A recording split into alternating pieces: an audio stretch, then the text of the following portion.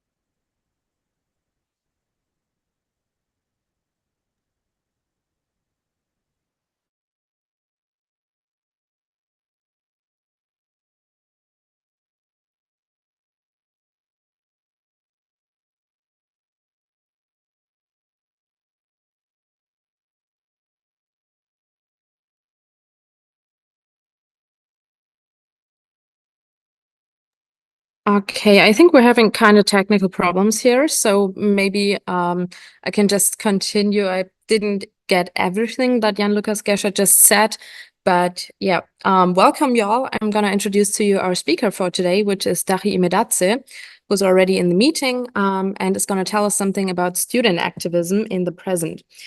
Dachi studied social sciences at the Free University of Tbilisi, and while already pursuing his bachelor's degree there, he was deeply influenced by the principles of liberty. He actively engaged in civic activism in Georgia and thus has organized awareness campaigns, events, and other protests. Additionally, he also ventured into the dynamic realm of communication and advertising and gained valuable working experience there. And he also refined his skills as a creative copywriter during this time. Currently, Dachi is part of the groundbreaking Shame movement, which is pioneering the largest civil society movement in independent Georgia's history. As the head of strategy there, he's driven by the organization's mission to promote democratic systemic reforms and pave the way for Georgia's integration into the European Union and NATO. Right now, the Shame movement is also doing a mass campaign to mobilize votes for the upcoming parliamentary elections in Georgia that are going to take place in October. And with this short introduction, I will now hand over to Dachi, who's going to tell us more about student activism. Welcome, Dachi. The floor is yours. Thank you so much for the intro, Paulina. Hi, everyone. We have a few guests at the Zoom meeting, and as also know, we have a YouTube stream. So hi, everyone. Thanks for coming in. Thank you for finding time and your interest. I have a few slides as a presentation prepared for you to get you to know what it's like to have a student activism affairs here in Georgia, and not only in Georgia. I think this is a well studied maybe or well known trend that is almost everywhere across the globe. So let's just delve into it, and then afterwards, of course, we're going to have the Q&A session. I'm sure there will be a few questions. I hope there will be a few questions. So anytime, of course, after the presentation, you can just ask or type in the chat. So both options are okay. Let me just share the screen real quick. Okay, so now we have the presentation here. So yeah, reimagining student activism through social media. Why social media, right? The first slide suggests how do we use the social media as a mean of communication and as a mean of getting your message across to the people when you're trying to be active about something, be active about a certain issue, try to campaign about it, try to mobilize people around it, try to find new allies and form a coalition around it, etc., etc. In our times, social media is the best tool to do it, and I'm going to show how it worked for our case in Georgia. But before we go there, I'm sure that you might have heard of Georgia, or you might not have. So I have prepared just a tiny little video for you. It was not done by me, but I think it's a very good video about Georgia to get you a brief kind of idea of what Georgia is about. Let's just see this video now. It's time for you to discover tons of totally new things fitted in a small country, Georgia. By the way, just to check, do you hear the voice, the sound of the video? Yes, we can hear it. Cool, cool, cool. Let's do it through its unique alphabet called Anbani, and the first character of which is A. Anbani, the Georgian word for our unique alphabet. B. Basiani. A great battle then, a great club now. G. Galactioni, nation's beloved poet, and a good reason why it would be great if you spoke Georgian. D. Dmanisi hominins, the oldest Europeans yet discovered. E. Enguri, a roaring river falling into the Black Sea in a spectacular region of Georgia, Abkhazia, currently occupied by Russia. V. Vazi, same as wine, and the main symbol of Georgia's 8,000 years of winemaking. Z. Zeg is the Georgian word for the day after tomorrow. We also have a separate word for the day after tomorrow. T. Tamar the king. She ruled Georgia to its golden age, and she was a king. E. Iremi, a deer, and a very dear painting by Pirosmani. K. Kaukasioni, beautiful as the Caucasus chain between two seas. L. Lelo, a ball game played for centuries, and the main reason rugby is our game. M. Media, little is known that this character of Greek mythology comes from Kolchis, present-day Western Georgia. N. Natrische, wish tree, a book, a movie, a song, and a magic wish tree. O. Osuri, a dance from a region of Georgia, also occupied by Russia. P. Urmarili, the generous feast that symbolizes famous Georgian hospitality. J. Jruandeli, a beautiful word that gives you goosebumps, and that's what it means. R. Rustaveli, the epos you wrote 9 centuries ago will inspire centuries ahead. S. Sakartvelo, while the world calls us Georgia, we refer to ourselves as Sakartvelo. T. Khemali, the sour plum sauce that comes in as many different tastes as there are grannies in Georgia. U. Ushkuli, Georgian village that is one of the highest settlements in Caucasus, Europe. P. Pachulia Zaza, a very tall man from Georgia and an NBA champion. K. The character that looked like a cross, to represent Christ, Jesus Christ. R. Vino, our word for wine, that is mainly produced with an ancient method of Kvevri winemaking. H. Chintvesi Angelosi, Chintvesi angel, 13th century fresco, our perception of harmony. Sh. Sheregilebi, eccentrics, a movie about free spirit that somehow escaped the Soviet censorship. Ch. Chagrulo, polyphonic folk song, started playing in the space on Voyager 2 in 1977. Ts. Tsurtaveli, the author of the hagiographic feminist novel written in 5th century. Z. Zala Ertobashia, motto of the country that means stronger together. Ts. Tsutisopeli, one single word saying that life is just a minute. J. Gavjavazilia, founding father of Georgia and the main reason of country's liberal progress. H. Khridoli, Georgian martial art by monks. Yeah, kind of a Georgian kung fu. J. Jeans generation, generation of Georgians who wore jeans as a sign of protest against Soviet regime. H. For hashtag Georgian characters, it is the end of alphabet and the beginning of bigger journey. There is much more to discover. Georgia. Okay, thank you for delving into this 4-minute long video.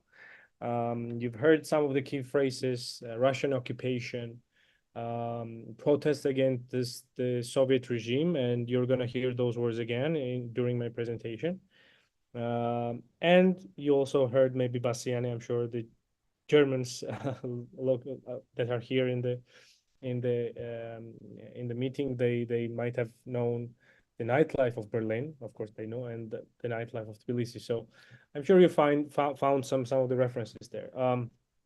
Okay, so let's get to the topic. Here you see an excerpt from New York Times, 1978, which says, Soviet Georgians take to streets to save their state language. This is a very rare piece where the Western media would write anything about Georgia, about like specific countries within the Soviet Union, within this, with like specific things that were happening within these countries during the Soviet times.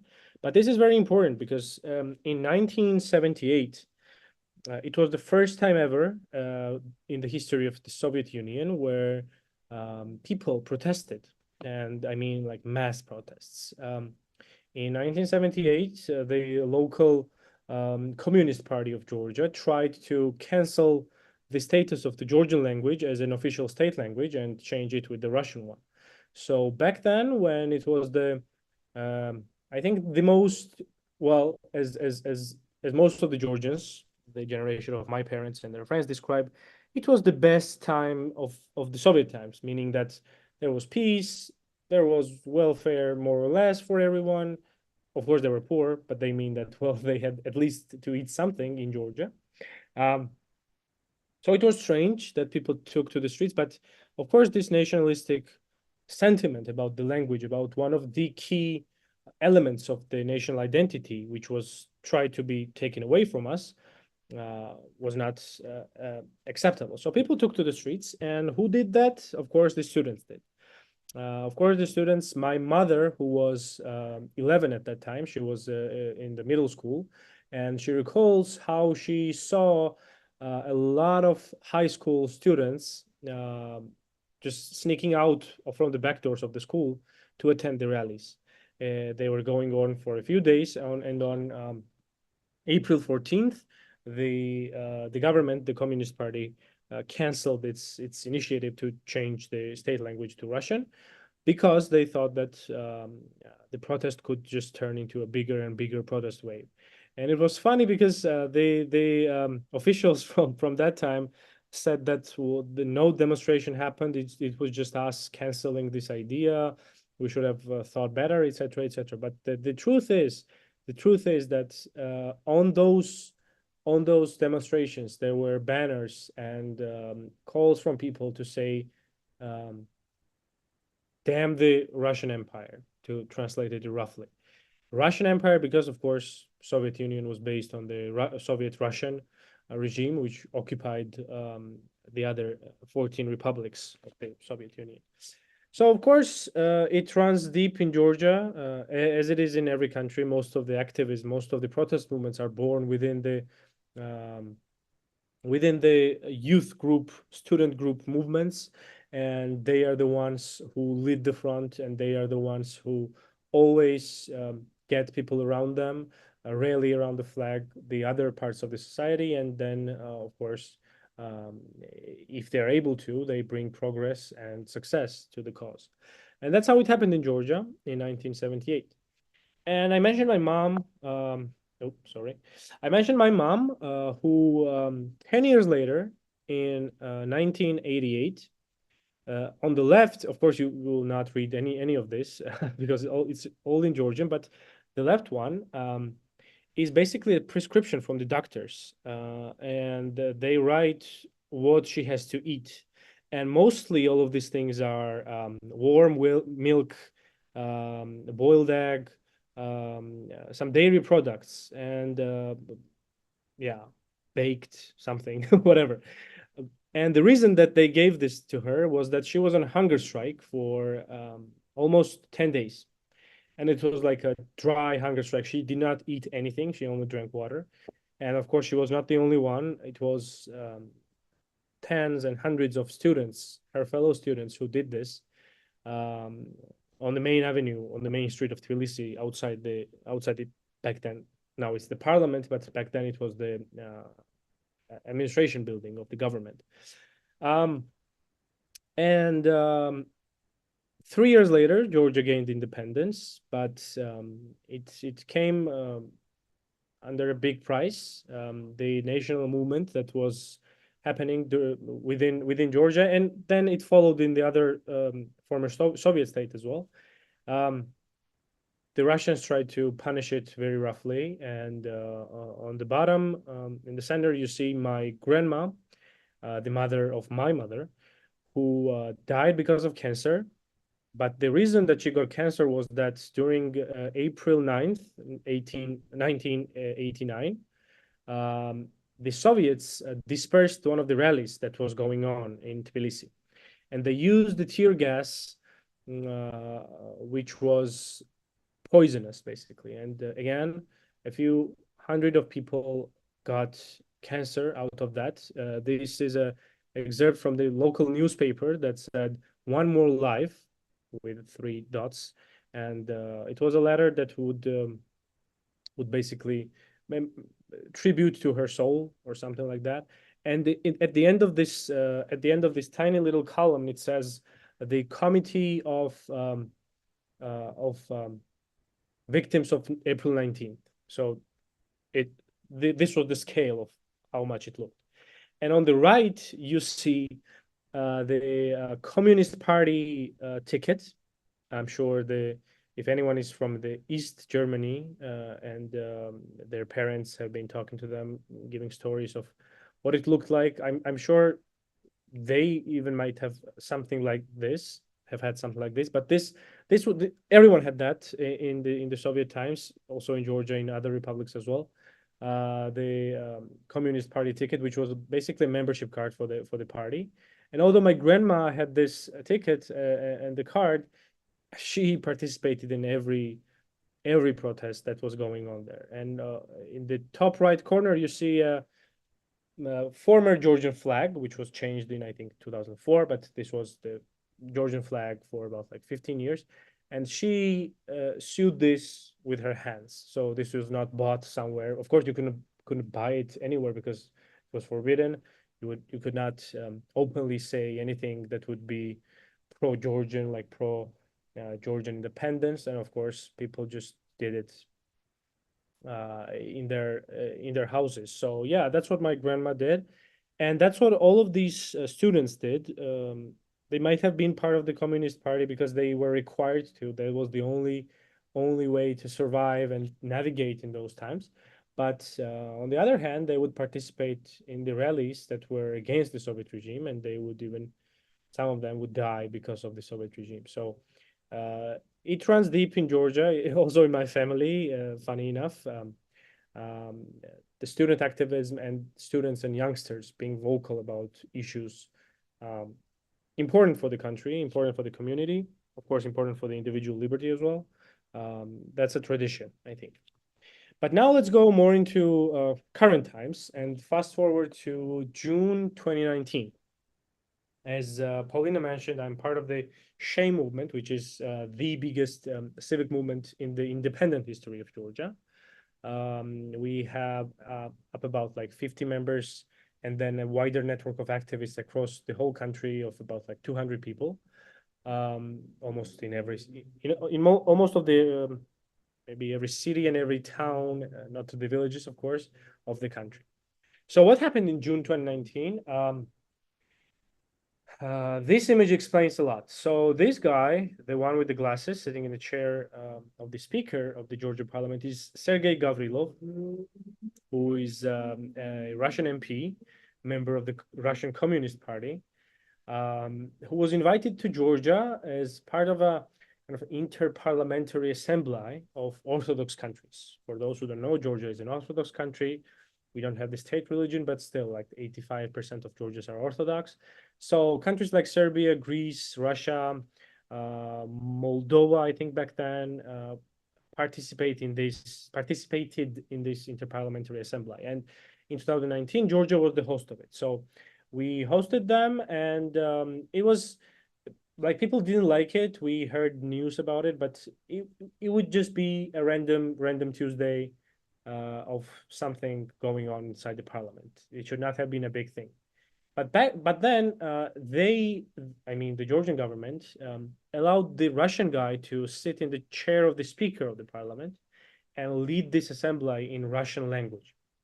And when this was televised, this was all over the news. People saw that the Russian MP, who also has fought against Georgia and participated in a war against Georgia back in the 90s, is in our parliament, basically leading the assembly in a language that is of the occupiers of Georgia, right? You've heard the occupation. So people stormed to the streets, including me. I was I was new at my back then at my job, but I had to sneak out. I just couldn't be there. I couldn't contain myself to not go and participate in the rallies, so I did. And a lot of people came there. I think roughly maybe like 40,000 people. Not that much if you compare it to this year's protest. But back then we thought, wow, so many people. And this is what it says, Sirtshulia, which is basically a Georgian word for shame movement, which was the first ever Facebook event that we created that day. We didn't know each other. None of the, from the people who then founded the shame movement, almost none of them knew each other. But this was something sporadic, something random, that up to like 15 people inside the capital city of Tbilisi just united under one cause in a matter of a few hours, and this just happened. So as you can see, like it's almost like 33,000 reactions, like 40,000 people went, said that I'm going to the event. Some of them said I'm interested, but then again, yeah, about like 30,000 people went to the streets. So as you can see on the top right corner, then that night, the government decided to disperse the rally very violently. They used the rubber bullets, tear gas, water cannons. 3 people lost their eyeballs because of the rubber bullets being hit right in their eyes. 240 people were injured, including, I think, 50 journalists were wearing the press vests, but still the police were shooting at them. So it was very, very violent, a very tough and rough crackdown, and we were just lucky that no one lost their lives. Like we were so lucky that police didn't kill anyone by accident or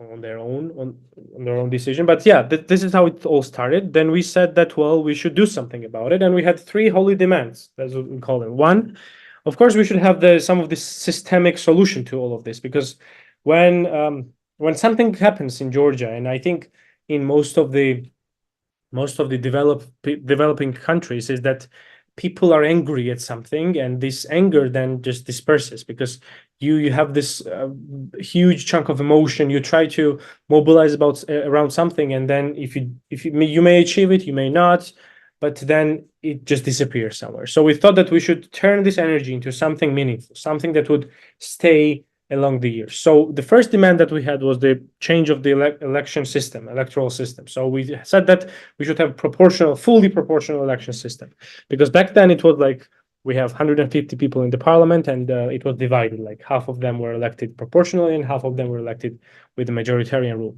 And this gave a huge advantage to the government, no matter who was in the government, because they always had the strongholds in the regions of Georgia, and they would just mobilize 30, 40 seats in the parliament just like that. So we said that, well, better representation, fairer, and division of power was what's most important. Second one was to the Minister of the Interior Affairs to resign, Georgi Gacharia back then, who ordered the dispersal of the rally, and the police went all over the place. They violated a few tens of laws, and we wanted him to be punished. And of course, everyone who was arrested that day had to be released.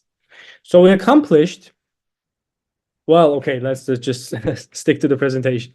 On the 4th day of protest, I think it was 24th of June, the god, meaning the oligarch, this is the guy we have, said that let there be proportional election system. He thought that he would give up one of the demands in return of us being less motivated and then going back home. But no, we decided to keep moving and try to get the other 2 demands as well. They released the prisoners, I think, a few days after, all of them.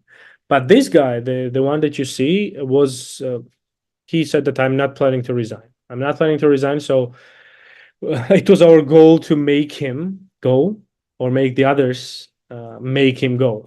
So we kept moving, but how? And that's when the creative part, that's when the youth student vibe comes into play. Mass protests from weird places, creative ways to do it, influencers involved, making it fun, making it cool, every major solution that was there. And some of them that were never imagined before in Georgia, at least, we tried those. So we had March of Freedom, the yellow cards that we show to the government, that would be basically a reference to the football game. When you show when a player gets a yellow card, there's a caution before they get the red card, which means you're off. Oops, sorry. Yeah, we had Musicians Against Occupation, where on 4th of July, I think 15 musicians or groups / bands participated in a huge concert on the main avenue of Georgia.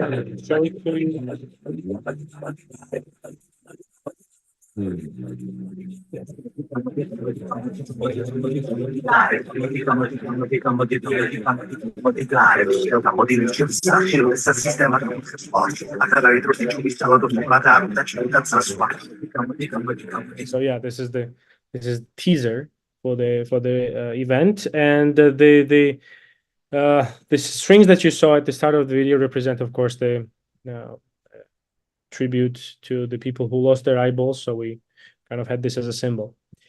We had 41 shames of Georgian Dream, 41 because that's their election number for the Georgian elections. And of course, we are named the Shame Movement. So we just listed those out, just put it on the main avenue of Tbilisi, and people who were just walking around, even the tourists who didn't understand anything, but we would help them to translate, could see all of these things that they had done wrong.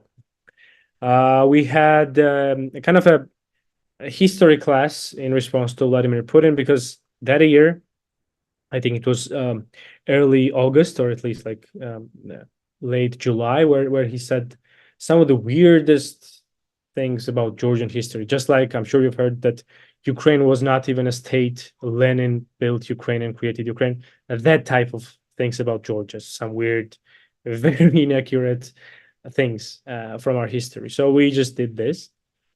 We had a TV show right in the middle of the street outside the parliament called It's a Shame, which is, like, again, Sirtsvilia in Georgian. It sounds better in Georgian. And we tried to invite all the politicians, media professionals, youngsters, basically everyone at the microphone, to just be able for them to be able to talk to people. And then you can see the numbers, right? We reached 600,000, and this was only streamed on our YouTube and Facebook channels, like only there. We would just go on a Facebook Live, and then we would stream it. Of course, no TV would allow any of the airtime for this type of a show. So we only had the social media back then, and our social media pages were not as strong as they are now, but we had a kind of a hype around us, so we managed to still get pretty good results. I think we had about, I think, 10 episodes that summer. Yeah, it's even in terms of like gender division, almost 50-50. But of course, the youngsters are the ones who were following us the most. Yeah. How could we mobilize people around us, and of course, meaning around the cause that we were campaigning about? And back then, in 2019, we found a way that is still, I think, a very universal way of running your campaign when you're running a mass mobilization campaign. And it is the Facebook groups, which are very, very useful when you're doing any type of activism around any type of issue, right? For example, we have in Georgia, the parents of children who have basically cancer diagnosis. They are organizing themselves and demanding from the Ministry of Health of Georgia to basically create a program which would fund all the medical supplies for these kids. Yeah, I think it might sound silly that, especially coming from the EU citizens, that, well, a country might not have that type of a program, but yeah, Georgia still, of course, doesn't have good healthcare. So I'm just using this example to say that, well, no matter the issue, no matter the the content of it. Facebook groups are a very good solution to create a community around you, to grow, and then try to mobilize all of these people around your demand. So I'm going to tell you a tiny little bit of a story of how our Facebook group began.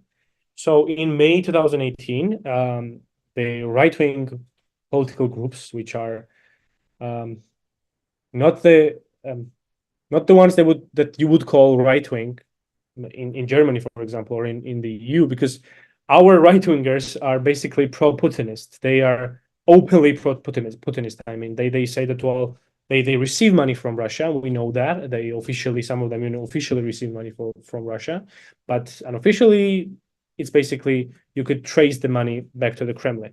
So they are the proxy soft power of the Russian regime here in Georgia. But so these right-wing groups were calling for the closure of Georgia's very famous nightclub Bassiani, which is a venue that, I think faced a struggle to remain open, because at least once a year something happens around this club. Some of the very religious radical groups mobilize around it and say that, well, this is the kind of a sin, place where sin happens and all this weird stuff. But so they struggled a lot. But later that month, I think it was like 20th of May, I think. The other club gallery, and the Bassiani club were hit with the armed police raids, with policemen with machine guns storming the dance floors while the people were there. And this sparked a huge outrage from the rave community, the public, the DJs around the world, and this is what happened. You see just a picture of what happened. We basically had a rave in front of a parliament in the middle of the street, right after the day that the raids happened. So we created a group called Freedom Fighters. It's a rough translation.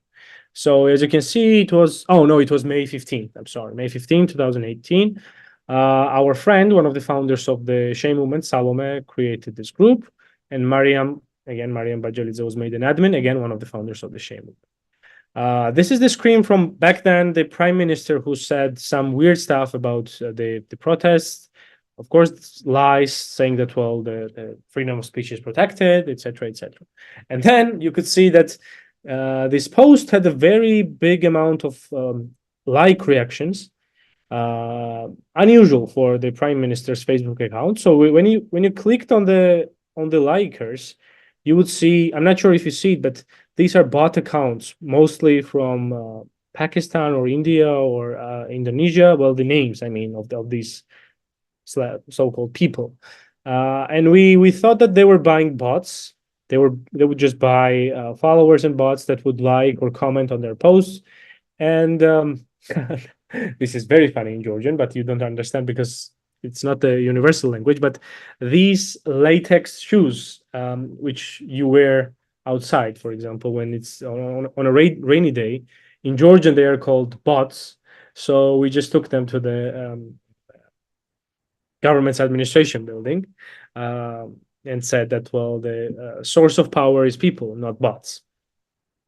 So this is how this group kind of got around, right? We had some fun. We protested some of these things. We also had social media protests by, for example, liking or reacting to something or sharing and commenting on them, etc., etc. But this group created and grew into a community where people would say that, well, if you were interested in politics, in activism, in any of the public life issues, you would know that these groups exist, and you would go there, join it, and then try to get involved and engaged.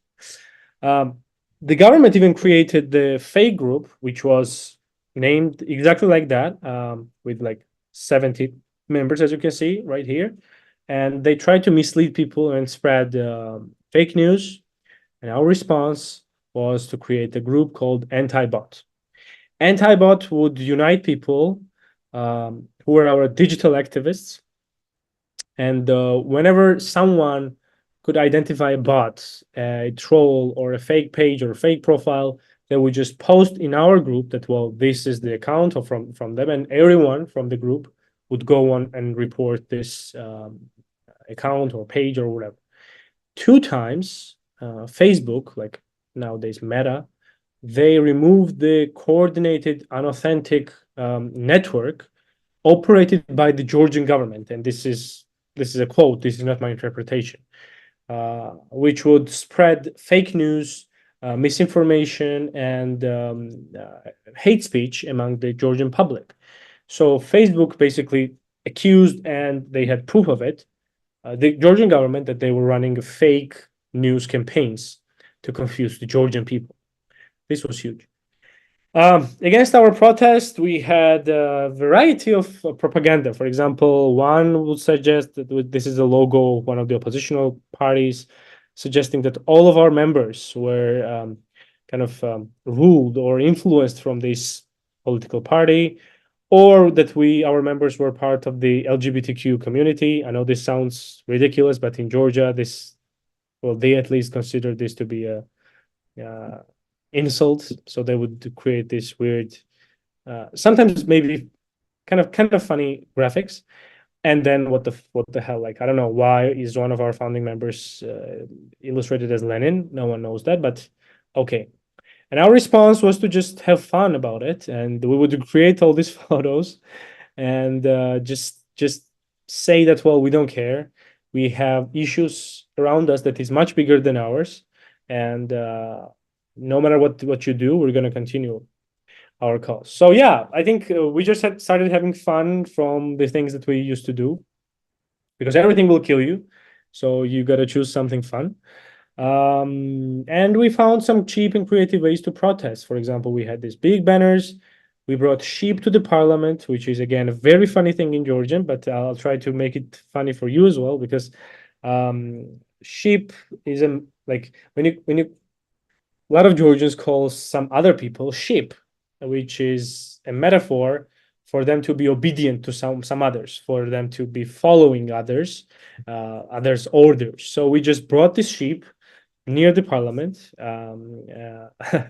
as an illustration of how the government MPs were behaving, because they were just following the orders of one man. None of the ships were harmed. They were just gifted to kind people on the farm, so they're good. We organized the physical flash mob near the Ministry of Justice, because of the Minister of Justice, again, using the trolls and bots on her Facebook posts. And we had, for example, one-man protests in Georgia's small city every day, who said that I'm gonna be here today, tomorrow, in my country's service, and I won't get tired of it. So this guy was there for about 100 days. We had street art, which were removed by the city town hall, or city hall, as you call it. All right. Oops, my Siri. When I said city hall, Siri suggested the address of Tbilisi City Hall. Sorry. So yeah, as you can see, it just went viral. Like everywhere, from almost every place of the planet, people would just send these pictures to us that say that, well, it's a shame. You gotta join the rally, go to the streets, etc., etc. Yeah, lots of places, lots of people. Of course, the marriage was important. How youthful we might have looked, and how this girl, of course, yeah, I gotta explain it now. She was the one of the 3 that lost her eyeball, because the rubber bullet hit her eye directly.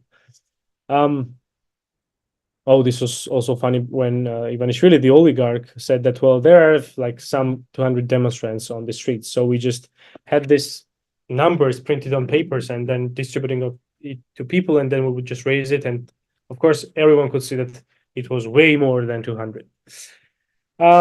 So going back to how youth activism, student activism is evolved, and how it can grow into a successful campaign. Communication is the key for that. So these are all screenshots from our old Facebook group. And as you can see, there are lots of polls. There are lots of questions. There are lots of asks for donation. For example, right, this one here, which would list the items that we needed to buy.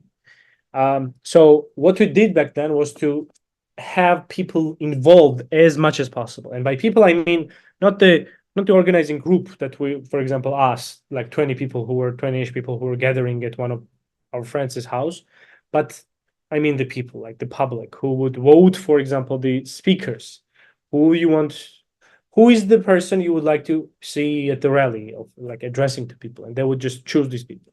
What do you think would be the best demands for us to have for the rallies? And they would choose the demands, they would choose the causes that we could be campaigning about. What are the creative ways we could have protests for the next few days?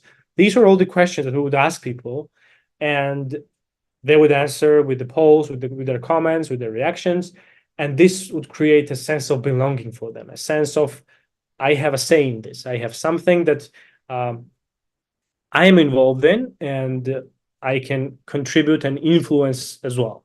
So this managed to create a community around the shame movement, which would turn into a bigger civil society movement. And this is a very important part, because up until 2019, the civil society in Georgia was almost non-existent. And what I mean by that is that, of course, there were NGOs, of course, there were CSOs that did some stuff, but what they did was a very technocratic work. They would create reports about corruption. They would create investigative journalist pieces and articles, which are very, very important, because they always help to check and keep the government in check. But none of those things could mobilize people in the streets and around a certain topic. We didn't have any tradition that people would mobilize around certain topics and issues and then try to achieve that their demand around the issue. So this is how the civil society and Georgian public and the youngsters and the students step by step got involved into activism. And I'm not trying to brag about the shame movement right now, but yes, sure. Like if I wasn't a member of the shame movement, I would still say that they were the pioneers of the whole Georgian civil society. And for those who might not have heard of Georgian civil society, what it's like today, I'm gonna go to the present times in the next few slides as well. We fast forward to spring 2024. Of course, a lot of things happened in these 5 years, but I'm not going to talk about them right now because they are too specific. For example, we had support rallies for Ukraine when the full-scale invasion broke out. We had a campaign about the judicial clan that we have, basically a network of judges within the judiciary system who are corrupt and try to serve the interests of the government, and etc., etc. We did many stuff. But now I think the spring of 2024 was the time when the world heard about Georgia and Georgia's civil society. And I'm going to show you a short video that we created. This is just we were asking for donations from the international public. This is a video created by the Shame Movement. I was the one who participated in it. And this was done in middle of May, so the protest went on for about a month after that as well. But still, you get a feeling of what happened in spring this year. Georgians have protested peacefully for over a month, with some of the largest demonstration in the modern history of the country.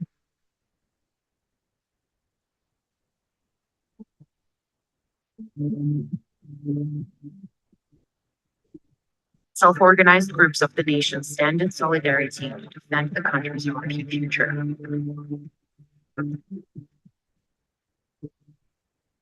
While the country's youth are devoted to the pro-European agenda, the Georgian dream confronts its citizens with rubber bullets, tear gas, water cannons, and pepper spray.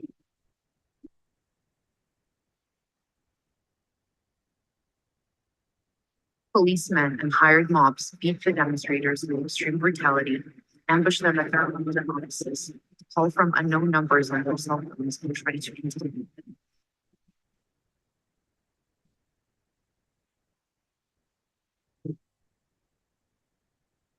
Despite the regime's desperate methods, the fight persists, and we need your support.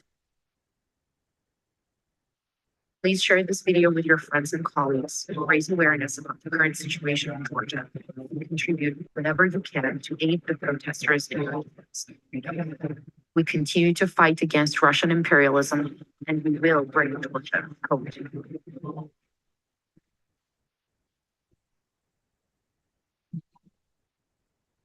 Okay. Oops. Yeah. Some of the key phrases that there as well: Russian law, the protests, and the government's methods. Okay. Now, why I cannot skip to the next slide? I don't know. Okay, I'll try now. Yeah, sure. You get a sense of what was going on in Georgia during the spring, and this is what we did, like precisely the shame movement, what we did, and of course what the people would do during these days. And it's so funny. We had a very creative Georgian students and youngsters with a very creative banners. For example, "This Barbie is not okay with the Russian law." And I'll explain what the Russian law is.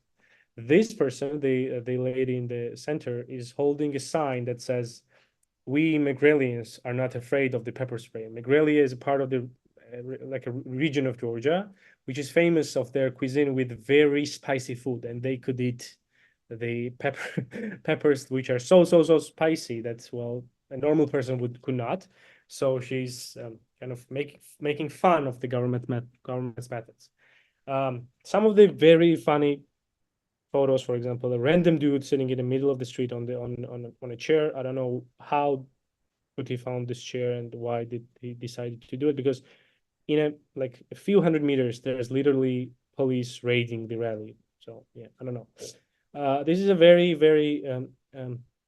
inspiring image for me, because this old person, clearly an old person, is holding the EU flag, which cannot be dear to him. He has not lived in these times, but still, this is a cause that we are united about, where the students and the youngsters managed to unite the country around, and where the older generation managed to be involved as well. And on the right, I think this is solely from the shame movement, what we did. For example, the upper right corner says, "Where were you during the previous government times?" And this is a very specific thing. So the current government, whenever there's a critique around them and direct at them, they would kind of counter this critique and saying that, well, where were you? Why weren't you talking during the time of the previous government? Why were you silent at that time? So basically, since we were so young during the previous government times, for example, I was 13 years old when the government changed, and for last 12 years we have the same government in power. People will, and we created this Facebook frame, an Instagram frame with this writing that "Where were you during the previous government?" and then "Me during the previous government times." And people would just upload their pics from, for example, 2012, 2018, 2010, and even the previous years. For example, this person that you see here is a very famous photographer that captures the photos from the protests at most times. And even back then, he was part of the activist student movement, which was against the previous government. And the sign here on his head, on the headband, says that "I'm not afraid." And this is from the times where the youth were organizing rallies against the previous government. And in the bottom right corner, you see like a frame again, more like a digitally branded frame, saying that, well, "It's me who serves Georgia." And this is a direct answer to the slogan of the Georgian police, which says "Serving Georgia" or "In Georgia's service." So this would say that, well, it's not you, the police officers, who beat the demonstrators, who kidnapped them, who ambushed them, etc., but us that serve the interests of our country. And both of these things were so viral that even the officials had to respond to it and saying that, well, this is a provocation and all this weird stuff. And I just included this photo because you can see the flag that I showed you earlier in one of the first few slides, the old flag of Georgia. Some random person took it to the streets, and this is a very nice photo during the water cannon dispersal, the rally. And I've been telling you a story of how the Georgian civil society grew from time to time, and how the students and youth activism made and created basically the civil society of Georgia into what it is today. And what it is today, I think this footage from the like the drone footage from one of the rallies, I think it's middle.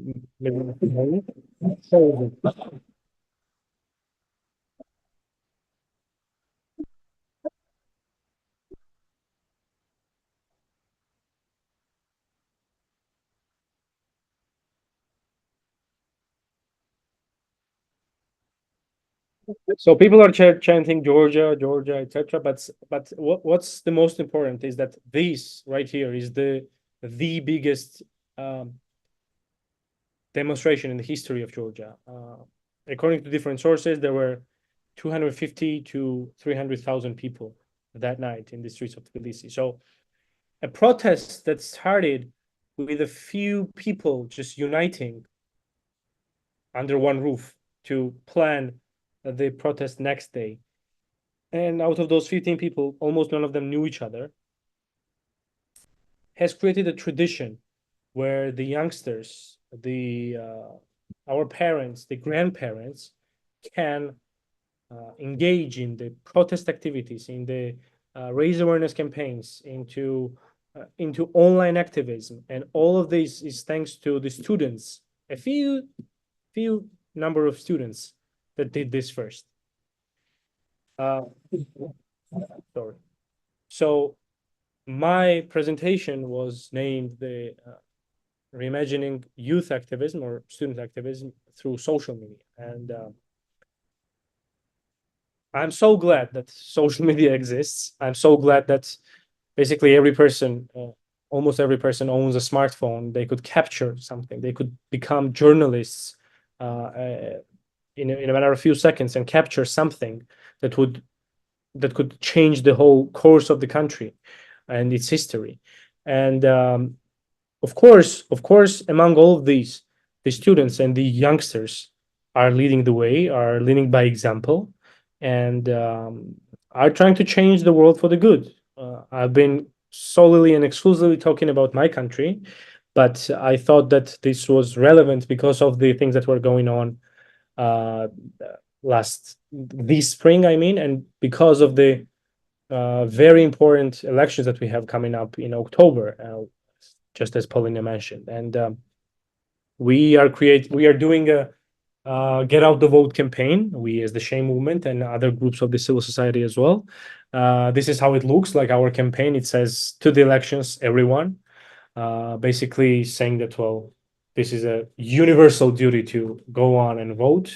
And I've been voting for Jesus, like 7 years already, and never have I ever seen these many people involved in the get out the vote campaigns, voter education campaigns, voter observation preparations as I see this year. And of course, again, who are these people? They are students and they are youngsters. And it all began by realizing the responsibility that you have within first, of course, protecting your own individual liberty, protecting the liberty of your community, and then protecting yourself as a country in case you have an aggressor or a challenge coming from outside the country. And unfortunately, Georgia has that in the face of Russia, and the occupation that we mentioned a few times during this talk is still ongoing. Is still a very challenging issue for Georgia, but we keep going until we have something that we would call a win. So these are a few of our web pages. Just any of the platforms you would find us at Shame Movement. That's our name tag. everywhere. So please go ahead and follow if you're interested. And that's it. Thanks. I'm open now to receiving any and all of your questions, be it the chat or with the microphone. Thank you. Thank you, Dachi, for this amazing, very insightful talk. I enjoyed it a lot, and I'm sure so did the rest of the audience. Maybe I can start with the first question. One thing that came to my mind is that in Germany's history, student activism also played a big role in how major things changed in the country. And what I was wondering, as I'm also a part of Students for Liberty, is we're always talking about young people making a difference, and we're also talking a lot about students. Why is it, do you think, that especially students from all young people play such an important role in seeing where there's change need to be done and actually taking action, like organizing events, campaigns, protests to actually make for a better and freer future? Yeah, that's a great question, because I always try to not refer to the youngsters as students, like, because in Georgian context, that's kind of a common thing. For example, if you talk to the generation of my parents or my grandparents, they would refer to the youth as students. And I do think that this is a bit of a different thing, because students, at least in Georgia, are perceived as the ones who are currently having the higher education, getting the higher education now. So these people have graduated school, they're at least legal age, and they're studying right now in the universities or colleges, right? But youngsters are more than that. They are, like, for example, people who may not have turned legal age, or they are maybe 30 plus. Of course, they're young still, but the students, they are the ones who are getting these ideas and education about liberalism, about individual liberty, freedom, about prosperity, and all of these things, all the values that we cherish at the moment. So they are the ones who see how these values were protected and created and fought for during the centuries and years in the previous times. So they value it more. And if you again go into a context of, for example, Georgians, right? The generation of my grandparents, we have people in Georgia who have not lived any time except the Soviet times. So imagine how their worldview would be shaped. They would not know anything about freedom. They would just know about communism. They would just know about state interfering in people's lives, about state killing people just because they're not loyal to the party or they're not communist enough or whatever BS. They might not be caring that much about the ideas that we care about more, right? But for example, me, I was born in independent Georgia. I was born in time when Georgia was independent, where freedom was valued, where people would respect the individual liberty of each other and of the community as well. And those values are so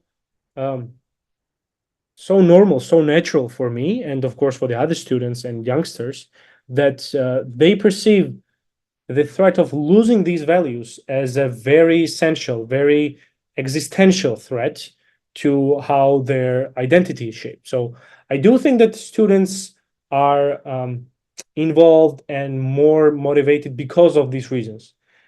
First, education and their everyday life, of how they get involved and engage with these ideas and values and information. And of course, the sense of, I gotta protect them, because otherwise, how can I protect myself as an individual, as a person, right? So yeah, I think that those are the reasons, and thank you for the question. I see one question in the chat, so I'm gonna read it out loudly. So as you showed in the beginning, there is like a tradition of protesting. Was this essential for starting the movement in 2018? Yeah, that's a great question. Of course it is. And when I say that there is a tradition in Georgia, for example, of protesting, of the youth and student groups mobilizing around stuff, Of course, that's true, and I showed some specific examples, and I did not include much more of that, but I would say that in 2019, when we were starting, this tradition was so forgotten, I would say, because there were things happening from time to time, like maybe a police brutality case would happen and people would storm to the streets, but this would last for like 2 3 days and that's it. For example, in 2017, like just 2 years before our movement started, there was a group, like a boy band or something, like two guys were there, not even a band, who made a music video where they had the police officer on a leash, referring to them as dogs or something, whatever like this. So this was a skit, of course. And you know what Georgian police did? They were arrested in the middle of the streets of Tbilisi, and they found drugs in their pockets out of the blue. They were carrying a few grams of MDMA in the center of Tbilisi. And this happened solely because one of the police officers or chiefs or whoever just saw this video and was offended and said that, well, I'm going to go and arrest these people. So imagine if such thing happened in France, for example. They are the ones who protest quite fiercely, right? The whole of the Paris would be in flames. But in Georgia, we came out to the streets. It lasted for about like a day and a half. One of them was released. The other was not. The other was charged. But then people just forgot about it. Like even me, I'm not trying to blame others. I was getting ready for my national exams that year. I was graduating my high school, so I was like confused. I didn't know much about it, but I had some other stuff to do, so I just forgot about it. Fortunately, the other guy was released a few weeks after as well. But I mean, this tradition was almost evaporated because of how people could not. The youngsters were so. I don't want to sound too judging, but they would not care enough. Of course, they would care so that there was stuff happening, as I mentioned. But in 2019, we saw that now we have a barrier in front of us that we cannot just go around. We have to go over it. So that's how we said that, well, we are not going home until we achieve something meaningful. So again, answering to your question, the tradition helps because of the collective memory that we know that, well, we have a history back then. We have parents who fought there, so we could use some stuff from there. We could get some inspiration from them. We could learn something from them. We could learn from their mistakes, but we had to start from scratch still. Okay. By the way, I cannot see the YouTube stream, so if there are questions in the chat there as well, please help me to get these questions, and I'll happily answer to them. Yeah, I also actually can't see questions from the stream, so I might once again ask a question myself. I was wondering, we're always talking about like making, for example, the shame movement, really moving masses of people, getting a crowd to actually do something, these protests, etc. And sometimes I think, especially if you're a young person, for example, fresh out of high school, this might seem a bit overwhelming, So what advice would you give, especially young people who really want to get into that, who see there's something to be done or there's an issue they want to have resolved, fixed, addressed, whatever? What do you think would be a good starting point to get into youth activism? If there's someone who says, I want to do something about this and that, where should one start? Yeah, that's a great question. I think my personal experience would help with that answer. So I'm not the founding member of the shame movement. So I'm there from day one, but still I was not the one who would go on and sign the papers for the founding of the organizations. And I'm underlining this because I got involved with the shame movement because of one of the founding members. So I had a friend, to this day I still have a friend, Zuka, who is one of the founding members. And when this whole thing happened, I was just a random protester, a random participant. I did not do anything back then. I did not organize anything. I had no experience in whatsoever. I was in my second year in university. So I just saw the guy at the rally with around the microphone or something, and I'm like, I want to help. I want to contribute. I have some of the intellectual resource. I have energy. I have time. I have motivation. I can contribute to the cause somehow. So I went to him and I said, "What do you need help with?" And he was like, let me think. And that night I followed him to the meeting point of the other activists, and we tried to brainstorm the ideas for what's going to happen tomorrow, because we didn't have any plan back then. It was just happening right away. So that's how I got involved with the shame movement, by just asking a question, coming up to them, and then asking a question: do you need any help with something? I can do lots of stuff.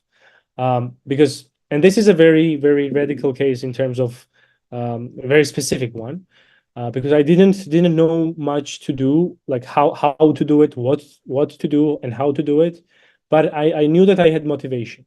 But if you're a student, if there is a student who has some sort of a intellectual resource, some sort of a information, or some skills that they could benefit to the bigger cause, I would just advise these people to just go and ask people around the same issue. Should we do something? Do you need my help to do it? Like, can I contribute with something? Because that's how it goes. Like, no one will.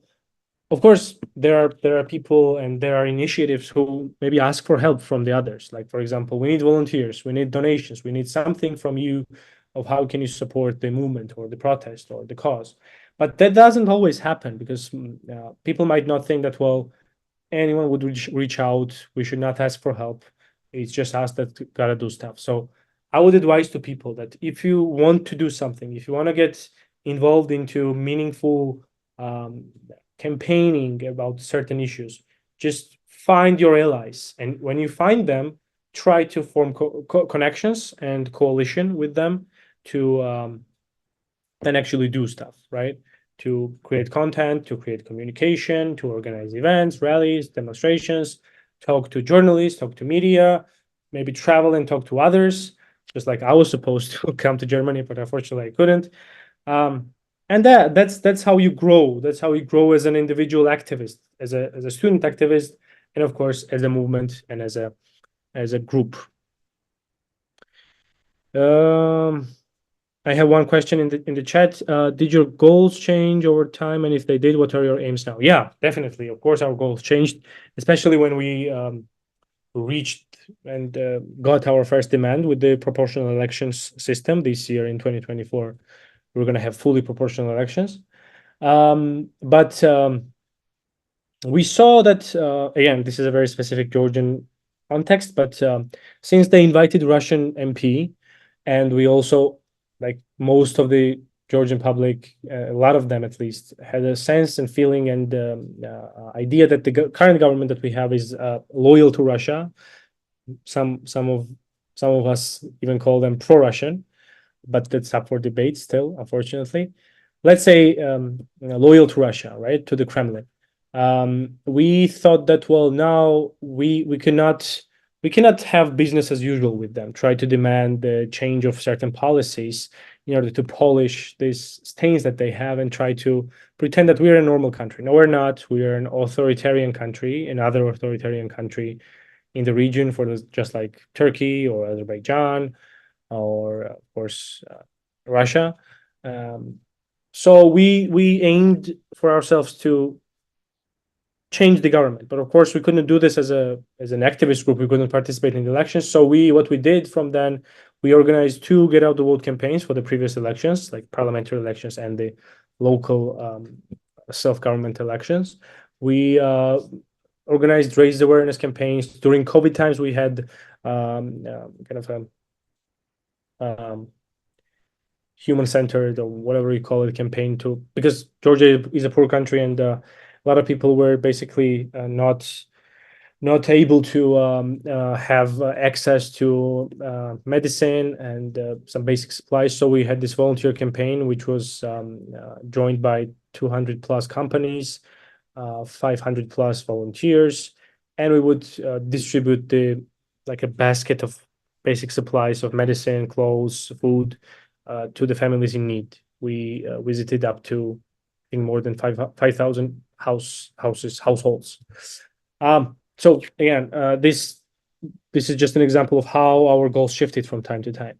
For example, I'm wearing the Ukrainian T-shirt right now, and this is from the time when we had the pro-Ukrainian support rallies, where we gathered and collected some of the items that could be useful for the Ukrainians during the first few days of the war, and we sent them to them. Again, medicine, basic supplies to them. So Shame movement kind of became this critical voice of the civil society, part of the civil society. Of course, I don't want to brag and pretend that say that, well, Shame movement has been the voice of the civil society. No, of course, the other groups are there. They are as strong as ever right now. But I mean, in the previous years, it's how we built it. So we had the raise awareness campaigns, get out the word campaigns, support rallies for Ukraine. Then Ukraine, Georgia, and Moldova applied for the EU membership, and we also campaigned about that campaign called Home to Europe, basically underlining the Georgia's alignment to the European civilization, etc., etc. So right now, what we're doing is that we try to showcase how corrupt our government is, how they're having this back channeling with Russians, and sometimes not back channeling, but directly talking to them and arranging their positions with the Russian state. And we're openly saying that, well, we should change the government, but of course this has to happen democratically, like with the elections. And we always advocate for systemic reforms. Like when there's something happening, you would not see Shame movement just going out to the street and shouting some stuff. We would always find solutions that would be systematic reforms for the certain causes, for example, for judiciary, for, again, electoral system, etc., etc. And again, every time, like all the time, all the 5 years that we've been active, our activism has been non-violent. This is our core founding principle, that our activism is non-violent. This is moral and pragmatic as well. Moral because we don't see violence as a instrument to achieve change, and of course, then you have a pragmatic argument that whenever you read any type of a protest material from around the globe, and when you gather this experience of how the protest movement succeeded, none of them were violent in its core. Of course, some stuff has been happening, for example, just like in Georgia, because whenever police hits you with the rubber bullet, you got to protect yourself, and you got to, I don't know, do something about it. It's non-violent in our core, but yeah, sometimes things happen. So yeah, our goals did change from time to time, and now we aim to get Georgia into the EU, somehow try to help with this cause. And whenever there's a public outrage, dissatisfaction with the government, we try to always shift this process into a democratic, systemic flow, when people would get meaningful results with the help of reforms, mobilization around it, and etc. So yeah.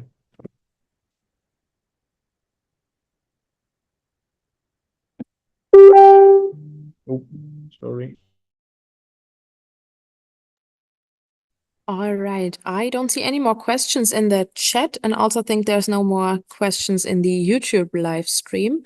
So I'd like to once again thank you very, very much, Dachi, for taking the time, for giving us this amazing presentation and sharing your experience with us. I really enjoyed it. Yeah, and I think with that, I can wish everyone to have a nice evening, and hope to see you all again sometime or another at whatever event. And yeah, so thank you. Thank you so much. It was wonderful to join you for the evening. Thank you. Well then, goodbye, everyone.